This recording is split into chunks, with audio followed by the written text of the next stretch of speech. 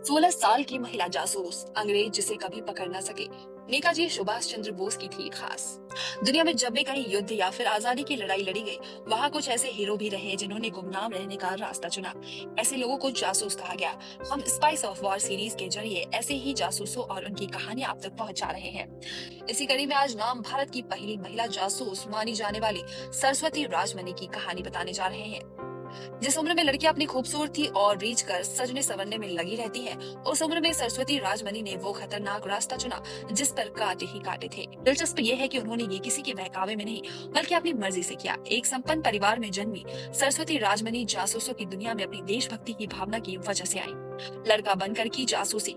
सरस्वती राजमनी आजाद हिंद फौज के लिए काम करती थी। उन्होंने मनी कोड नेम के साथ कई खुफिया मिशनों को अंजाम दिया।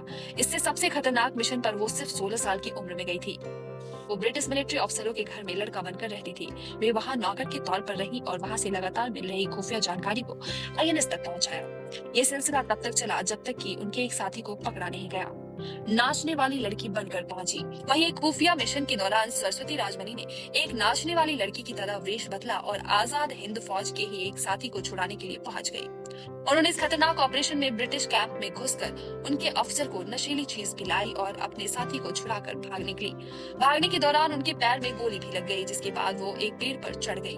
3 दिन तक वो उसी पेड़ पर रही, लेकिन अंग्रेज उन्हें पकड़ नहीं सके। कैसे जासूसी की दुनिया में आई सरस्वती। सरस्वती राजमनी एक सामान्य सी 16 साल की लड़की थी जो चेन्नई में रहती थी। इसी बीच उन्होंने एक दिन नेताजी सुभाष चंद्र बोस का भाषण सुना और वो इतनी प्रभावित हुई कि अपने सारे कीमती गहने दान कर दिए। नेताजी ने इसे बचपना समझकर वापस भी करना चाहा, लेकिन सरस्वती की देशभक्ति की भावना देखकर वे प्रभावित हो गए। आखिरकार उन्होंने सरस्वती को उनके दोस्तों के साथ खुफिया मिशन में शामिल कर लिया। कभी नहीं आई अंग्रेजों के हाथ। नेताजी राजमनी की सूझबूझ और समझदारी से बहुत प्रभावित थे। उन्होंने उन्हें आईएनएस की झांसी रानी ब्रिगेड में लेफ्टिनेंट का पद दे दिया। द्वितीय विश्व युद्ध के दौरान राजमनी कोलकाता में ब्रिटिश सैन्य अड्डे पर जासूसी के लिए गई और उनकी खुफिया जानकारी आजाद हिंद फौज के खूब काम आई। द्वितीय विश्व युद्ध के बाद नेताजी के आईएनए को भंग कर दिया गया। इसके बाद लंबे समय तक वो चेन्नई में एक छोटी सी जगह पर रही, जो नेताजी की तस्वीरों से सजी थी। आखिरकार 13 जनवरी 2018 में उनकी मृत्यु हो गई। Bureau report, times book.